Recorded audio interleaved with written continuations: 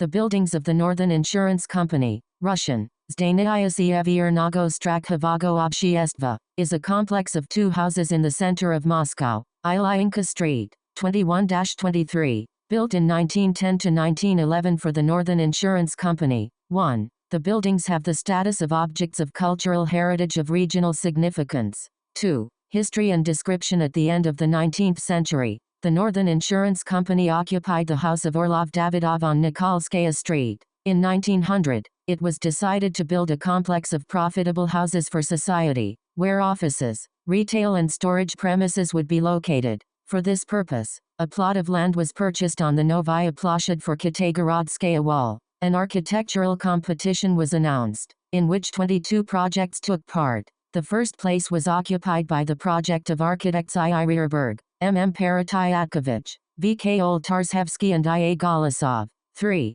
The complex of two buildings was organically integrated into the surrounding buildings. The architecture of the eastern part of the complex was influenced by the proximity of the Church of St. Nicholas the Wonderworker, the Great Cross, and the Ilinsky I Gate of Kitagorod. The wing of the western contest that ends on Ilyinka ends with a slender clock tower, and the eastern building with a powerful neoclassical rotunda that contrasts with the tower. 5-story buildings have large square office windows. Under the dome of the rotunda there are two belts of small windows. At the top are semicircular, and below them are square ones. After the October Revolution, the Northern Insurance Company was liquidated. In the 1930s, the building was occupied by the Commissariat for Foreign Trade, Committees for Arts and Higher School Affairs. By the early 1990s, the buildings were occupied by the Party Control Committee and the publishing house Moskovsky Rabotchi. Then from 1992 to 2008 the Constitutional Court of the Russian Federation was located here. Currently, the eastern building is occupied by the reception of the Presidential Administration,